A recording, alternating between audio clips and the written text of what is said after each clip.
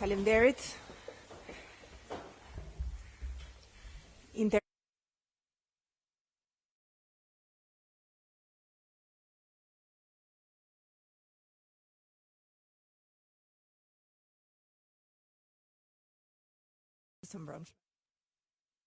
Partisë Demokratike, Profesor Dr. Sali Berishës. Sot, një vit, mbushet një vit, nga qëndresa dhe lufta heroike e kombit Ukrainas kundër agresionit barbar rus. Një vit më parë, diktatori mizori Kremlinit urdhroi trupat ruse të sulmojnë pa asnjë shkak, asnjë arsye, një komb, një vend të lirë, të pavarur, demokratik, një fuqi dhe në rrafshin etnik një komb vlla. Në të njëjtën kohë, ai lëshoi kërcënime të fuqishme, të egra, ndaj vendeve tjera anëtare të NATO-s dhe vrinlliu edhe potencialin e përdorimit të armëve bërthamore. Ky agresion në të vërtet, në fillim, shtang dhe të kurri për një moment Europën dhe botën, të cilat përjetonin me ankth ditët e numëruara të rënjes së Kievit dhe mbar Ukrainës në kthetat e pushtuesit barbar. Por ndërkohë që të tjerët prisnin dhe paralajmëronin çështje ditësh kapitullimin e Ukrainës, presidenti Volodymyr Zelensky, forcat armatosore dhe kombi liridash Ukrainas u ngritën në zenitin e guximit, trimërisë, adetarisë njerëzore dhe me një qëndres epike, shndruar në kocka dhe hekurishte autokolonat e mira tankere dhe agresorëve rusë që po marshonin drejt Kievit. Pas këtij shembulli frymëzues dhe qëndrese të jashtëzakonshme, vendet anëtare të Aleancës Atlantikut Veriut të udhëhequr nga Shtetet e Bashkuara mobilizuan potenciale të mëdha financiare, logjistike, armatime moderne me të cilat luftarët e pamposhtur të Ukrainës bën që agresorit dështojë me turp në rrafshin strategjik, taktik, operacional dhe sot pas një viti de facto të mundet në çdo rrafsh ushtarak, politik dhe ekonomik. Agresioni rus ndaj Ukrainës konsolidoi si asnjëherë më parë unitetin e Aleancës Atlantikut Veriut, vendosmërinë e kësaj aleance dhe udhëheqësit të saj Shteteve të Bashkuara për të mbrojtur me fuqinë e tyre çdo centimetër të territorit vendeve anëtare të NATO-s nga çdo agresor. Lufta e kombit Ukrainas në udhëheqjen e guximshme dhe largpamëse të presidentit Zelensky çliroi Europën nga pushtimi energjetik rus. Kjo luftë faktoi se ekspansionizmi rus është rreziku më madhor për paqen dhe sigurinë e Europës. Sot, në këtë përvjetor, njerëzit e lirë në mbar botën përullën me nderimin më të madh para qëndresës jashtëzakonshme sakrificës sublime të 10 mijëra luftëtarëve Ukrainas të lirisë që luftuan dhe ranë në fushën e nderit për lirinë dhe pavarësinë e vendit tyre. Partia Demokratike duke dënuar me forcën më të madhe agresionin barbar rus dhe mbështetur fuqishëm rezistencën e popullit të Ukrainës ndaj tij, konsideron luftën heroike të këtij kombi kundër agresionit rus si një luftë jo vetëm për sovranitetin dhe lirinë e vendit të tij, por si një luftë mburojë e pakapërcyeshme për mbrojtjen e lirisë në Europë dhe në botë. Lavdi Ukrainës.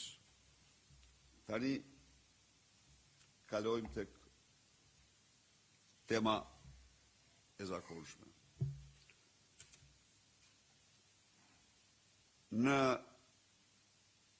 takimin ton para një jave, unë ju informova ju se ekipi McGonigal, i famziut McGonigal, tradhtarit të kombit amerikan, mafiozët Dorian Dučka dhe Agron Neza, kalonin nga një lokal në tjetër, nga një hotel në tjetër, duke bërë gjahun e biznismenve për t'i rjepur dhe për t'u zhvatur atyre miliona e miliona euro. Unë jam këtu sot për t'u deklaruar shqiptarve se njëri nga këta biznismen, të cilit i kanë kërkuar në maj të vitit 2022, miliona për ta hequr nga lista e zezë, është sipërmarrësi i njohur, është drejtuesi i rrjetit televiziv Ora News, Ylli Ndroqi.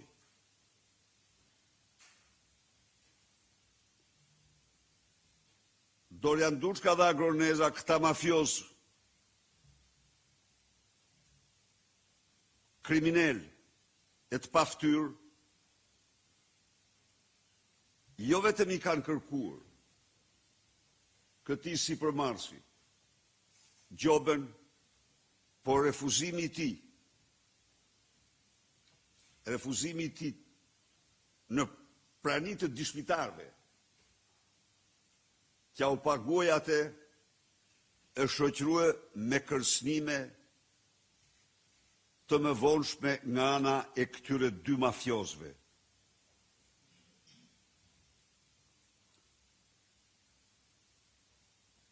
Unë e përgëzoj zotin Ylli Ndroqi për qëndrimin që ai ka mbajtur. Këtë denoncim Ylli Ndroqi e ka bërë zyrtarisht edhe pranë autoriteteve amerikane.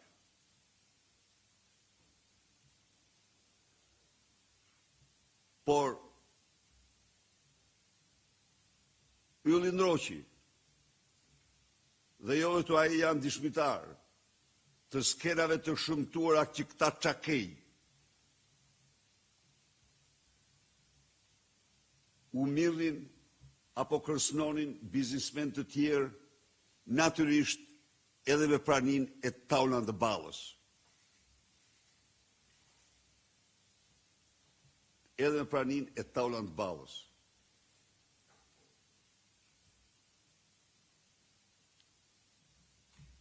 Mbrojtja që Edi Rama i bën Dorian Dučka dhe Agron Neza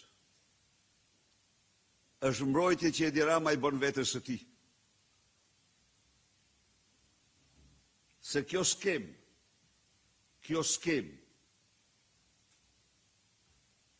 është e bekuar dhe e përdorur edhe për interesat e Edi Ramës.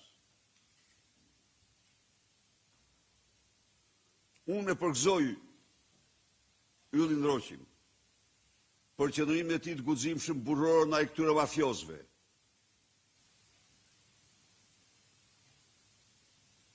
Por e përgëzoj gjithashtu edhe për vendimin që mori,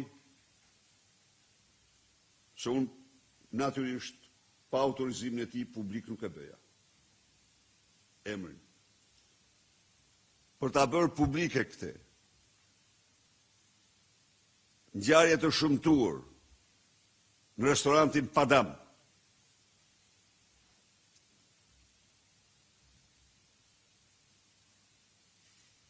Në cilin gjobat e Dučkës dhe Nez ishin stratosferike. Gjobat që ata vinë një ditë ishin të ardhurat e një restoranti apo një hoteli në 1 apo 2 vite.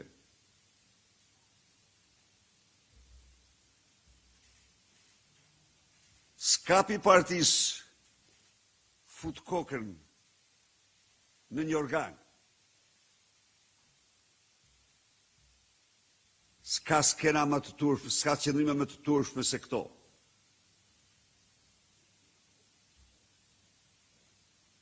Gjop vend që qarkullonin në emër të McGonigalit me autorizimin e kryeministrit.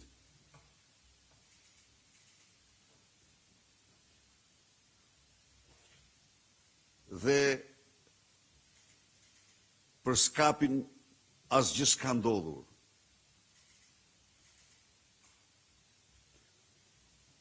Çfarë tregon kjo? Interesin absolut të Edi Ramës për aferën. Ai i dha këtë mesazh Edi Ramës, por unë ju them ju me përgjegjësi të plot se ai nuk ka vetëm këtë provë për Edi Ramën. Jo. Mos bëj gjykatësni, tha Edi Ramës. Mos bëj gjykatësni. Ai zgjodhi këtë argument të pamje të parë të pafajshëm, por ai disponon fakte përvluese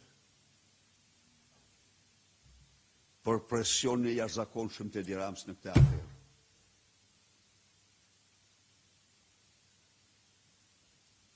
Arben Ahmeti është implikuar. Nuk ka diskutim, dhe ja u them unë ju. Por njëshin distancë nga të gjithë të tjerë është Edi Rama. Kur një kryeministër nuk mund të firmos një kontratë për të cilën institucioni kombëtar i specializuar i thot se është e paligjshme. Një kryeministër e firmos këtë kontratë vetëm kur e ka personale, kur ai është i vërbuar nga pasuria që mund të grabit me këtë kontratë edhe harron çdo gjë.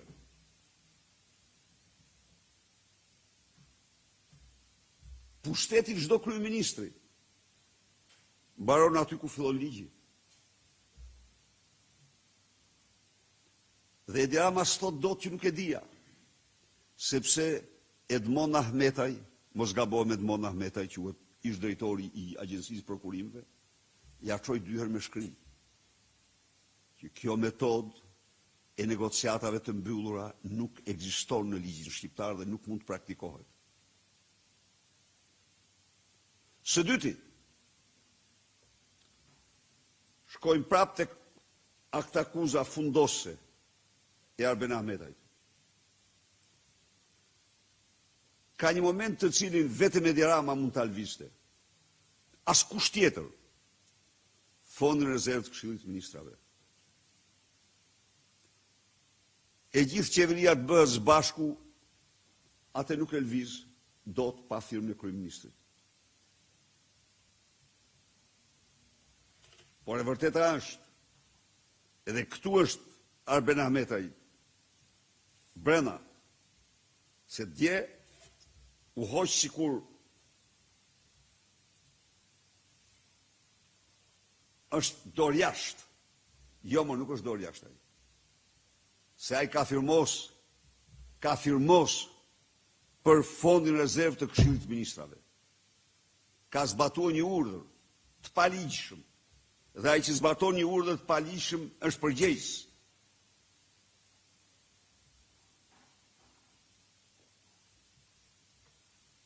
Arben Ahmetaj në intervistën e tij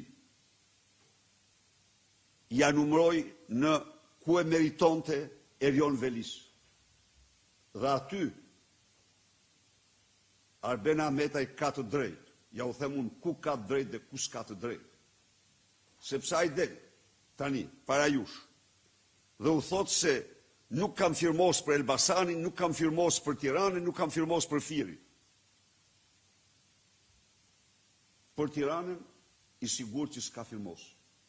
Për Elbasanin, sa do që është thënë, do më fali këtu, se Shkëlqim Cani nuk ka firmos, po rezulton që të ketë firmos.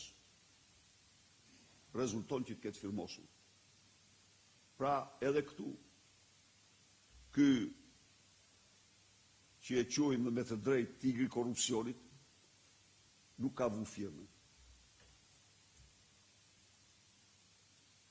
Por, s'ka diskutim që Erion Veliaj pas nga ana ligjore, pas Edi Rams, është njeriu me ligj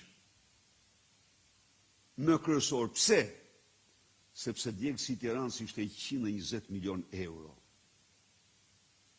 Në një kohë kur Elbasani dhe Firi shkonin gjithsej 50 milion euro. Dhe Erion Veliaj shkeli çdo ligj. Shkeli çdo ligj që ajo të bëhej realitet. Firmosi vendime që i takonin këshillit. Këshilli. Sikur vendim i kishte marrë këshilli, s'kishte marrë asnjë vendim. Firmosi vendime të cilat i takonin qarkut. Qarku s'ishte mbledh asnjë ditë. Erion Veliaj është ndaj dhe e thaj, follow the money, tha Arben Ahmetaj, mori të famshëm të Al Caponës. Edhe ton, follow the money, të qonë të Erioni dhe Rama. Se fusha e sharës, gumullon plera me 29 euro tonin, në një kohë kur kontrata është këtë tarif vetëm për djegje. Vetëm për lera që djegë dhe s'digjet asnjë ton. E vërteta, Arben Ahmetaj nuk ka firmos për Tiranën. Ka la dur. Shkruan aty që ky është një, e kam lexuar në shkres, ky është një problem i qeverisë vendore. Dhe sipas tij ka bërë një seri vrejtjesh për këtë çështje. Por, a mund të quhet i pafajshëm ai që shef me sy krimin dhe nuk e denoncon? Arben Ahmetaj nuk e firmosi për Tiranën. Ju them atë, ai thot as për Firin s'kam firmos. Nuk jam. Do ta verifikoj këtë, s'pa ta kohë. Por për Tiranën nuk ka firmos. Po për Tiranën është njeriu që lan durët, po ministri s'mund të laj durët. Ministri do të thoshte që kjo s'mund të bëhet se është e kundërligjshme. Dhe tani kërkon të fshihet pas kësaj. Të dy janë përgjegjës. Sigurisht Erion Veliaj ka shkelit më të mëdha në 1, 2, 3, 4 raste. Interviste e tij mbrëm holli dritë të plot mbi të vërtetat të cilat në këtë sallë, po ju them ju që nga viti 2014 i kanë denoncuar zyrtarë të PD-s, gazetarë e tjerë me radhë. Betejë është e ashpër. Është personale. Midis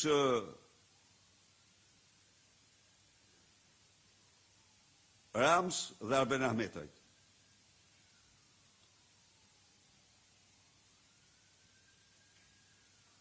Edhe 2 vjet po të rëmonin. Ju nuk mund të imagjinoni se kush ja dha Adriatic Doçit faturat që i mohonte. Jo, çështje sa doni, por nuk i gjani dot. Se e diu që si gjeni dot. Faturat që e hoteleve të Arben Ahmetajt, që i mohonte. S'kam emër unë atje, s'kam qenë unë atje. Zoti Berisha, Almer Toska nga portali Timoni.al.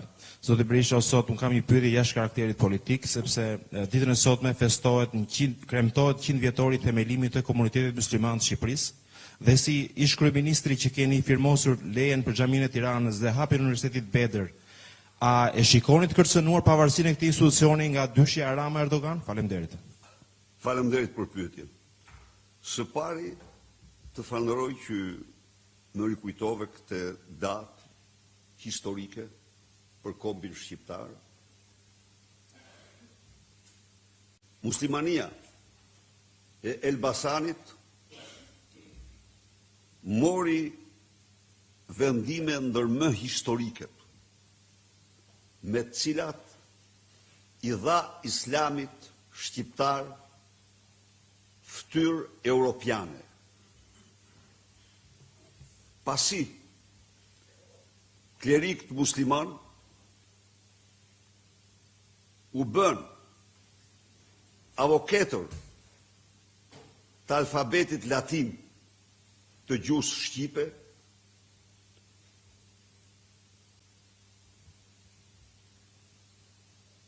ata ndërmorën hapa tjera të jashtëzakonshëm, siç ishte përkthimi i Kuranit shqip. Një nderim të madh për ta, shumë. Dhe përcaktuan rregulla që i bën nder islamit kudo në botë.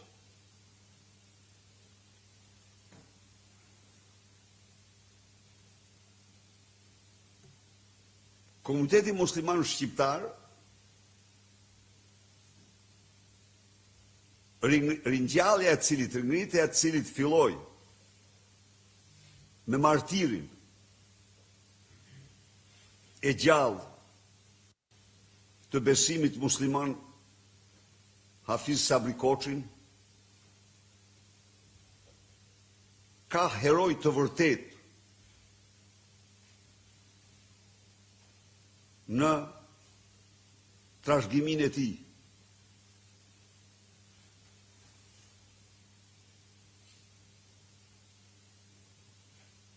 Ata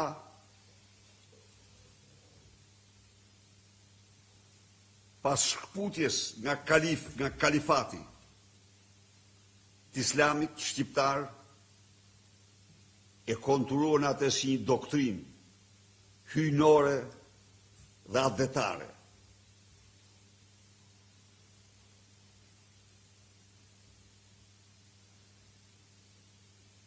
Ka një përpjekje të dënueshme, antishqiptare, antifetare, të Edi Rams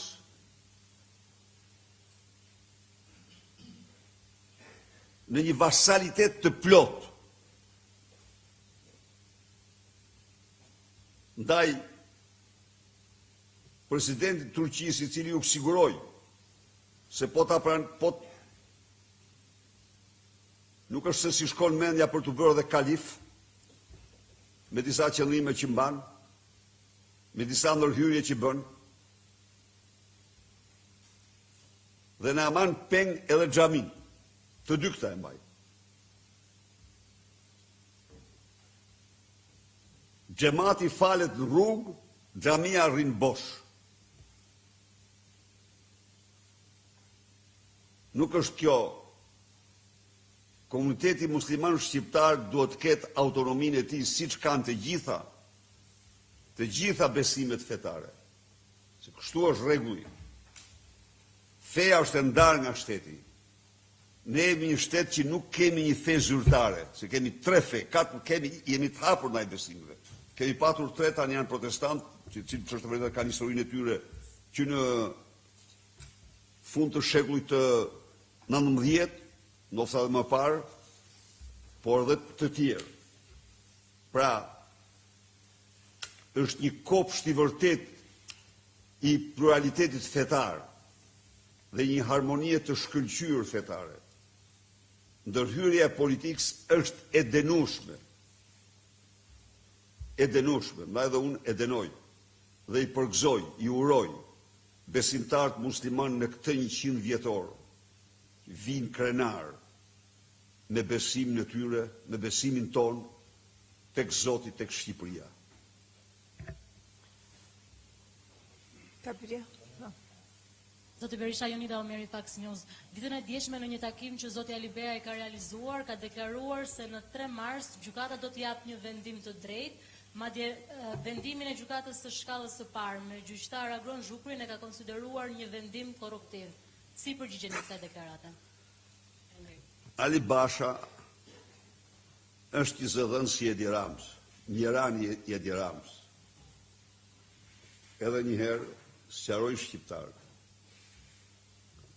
Partia Demokratike s'ka asnjë problem, as me gjykatën, as me logon. Në kuptimin që ka një vendim gjykate i 25 marsit të 2022 në të cilin konsiderohen legjitime të gjithë dokumentat, ndryshimet në statut, e gjithë procedura e kuvendit të 11 dhjetorit. Kjo mbyll çdo gjë. Edi Rama man peng nëpërmjet kancelarit regjistrimin e këtij vendimi në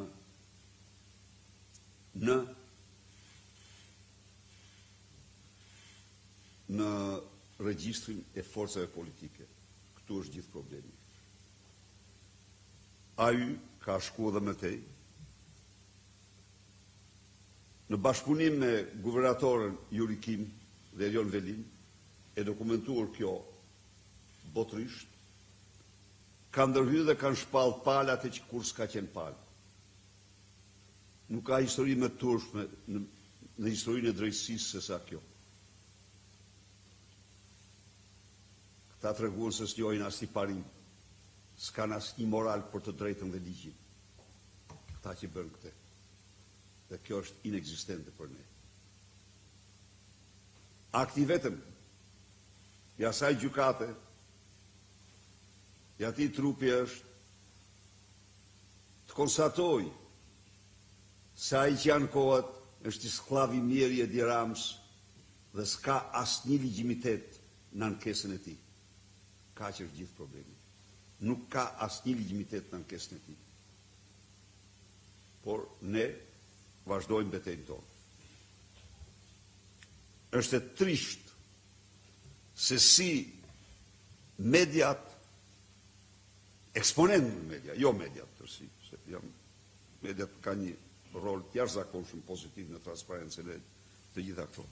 Por se si Edi Rama nxjerr lakej dhe lpirës të tij në për studio dhe ekrane për të mashtruar qytetar shqiptar për çdo gjë. Nuk e di ai ndoq ju mëra, ai ndiqti sigurisht. Tani kanë filluar të shpallin shtrig Alison Guerriera. A e mort vesh? Alisoni është bërë shtriga e mediave të kontrolluar nga Edi Rama. Individ të shpërftyruar, të damkosur nga raporte ndërkombëtare si hajdut dhe gjobvens të tmerrshëm, mbi gjykatësit dhe prokurorët e vendit dikur, marrin përsipër të përgjenjështrojnë Alisonin edhe për faturat e restorantit St. George. E kuptoni ju? Ajo ishte ndarkë aty kërciti $10,000, vera Petrys apo çfarë ishte, shishja, dhe këta dalë në për media thonë, a ishte një gënjeshtar, thonë. Aty kushton, aty edhe japin menun.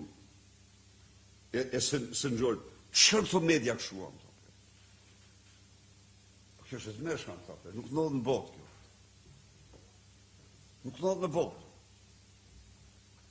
Një njeri që ka vendin në burg, ju them unë ju, Florent Ndresa e ka vendin në burg, absolutisht.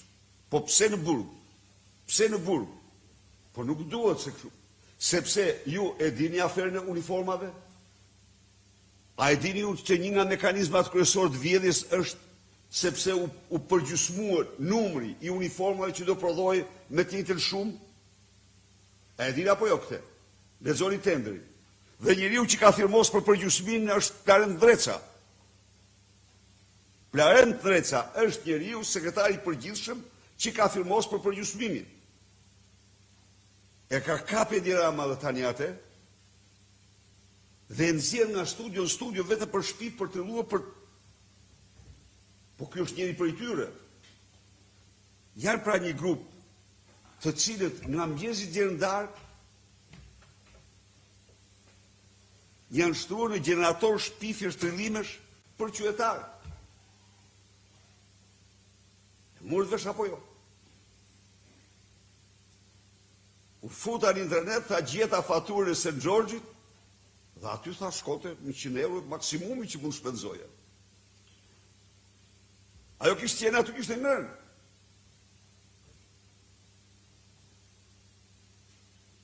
Pse unala të këto shembuj? Unala të këto shembuj se ku shkon vulgariteti, shpërftyrimi i shpifëve të paguar që s'ndjejnë as si përgjegjësinë e qytetarëve. Po vetëm paret që marrin nga Rama dhe nga klandet e tij. Pyesni pak kush e paguar Sokol Ballën. Pyesni lutem. Pyesni.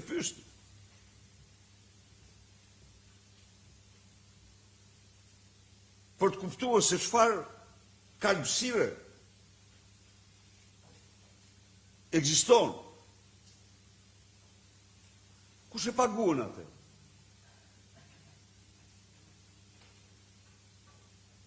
Me çfarë parash paguhet Sokol Balla? Çfarë parash ka? U dhash një shembull. Po këta e një grup të cilët kalojnë nga një studio në tjetër me misionin e vetëm të mashtrojnë shqiptarë.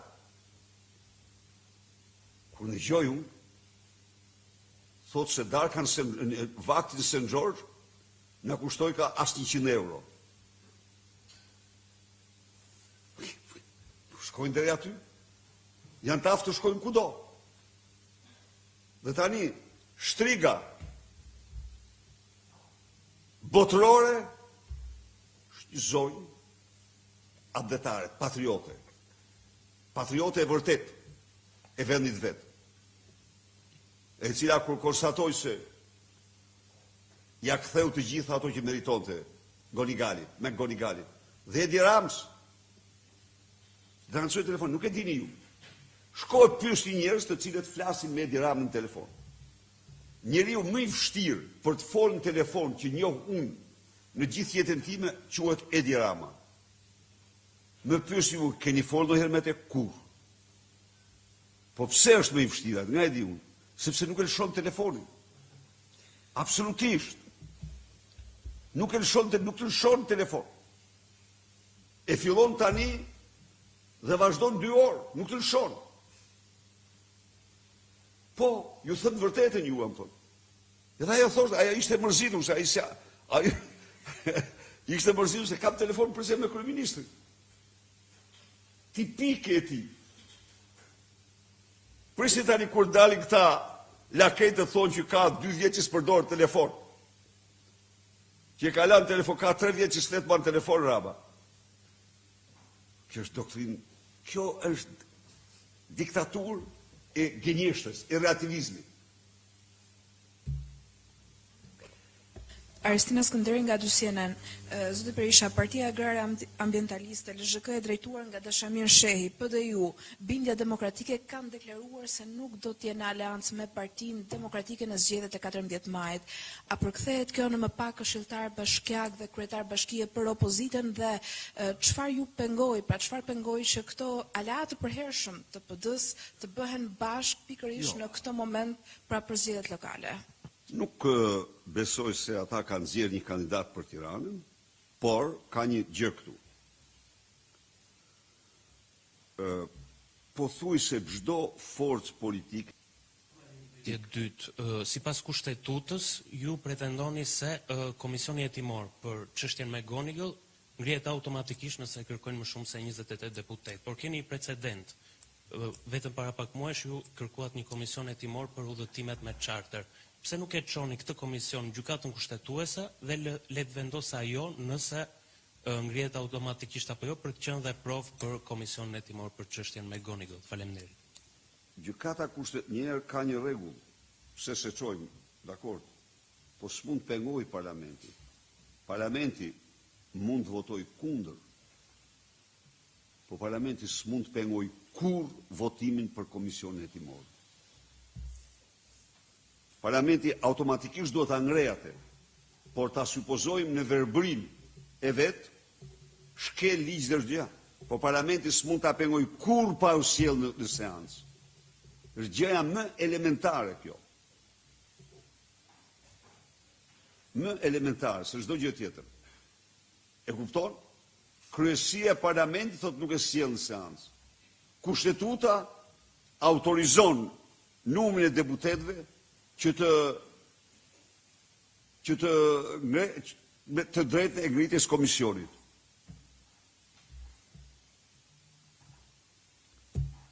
Ju besoj se e morë përgjigje. Ju falënderoj atë. Zoti Berisha. Po, një Edhe pyetje po pyetje patjetër. fundit se kemi mbledhje në orën 1 dhe duhet Shumë e të shkurtër. përfundojmë. Po. Ka të bëjë me çështjen e zotit Ahmetaj, lidhur me deklaratat që bëri gjatë ditës së djeshme.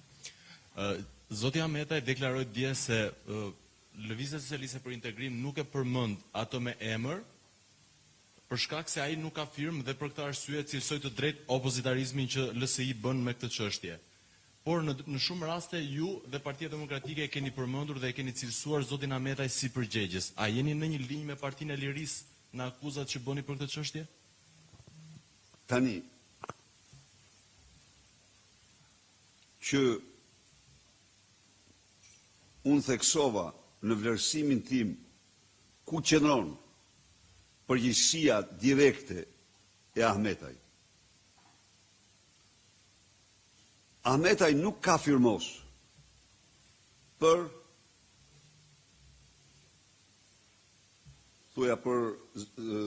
djegësin e Tiranës. Del që nuk ka firmos as për Elbasanin. Nuk ka firmos. Në pamje të parë është dorë jashtë. S'mund të thush që jo. Por Ahmetaj nuk mund të firmoste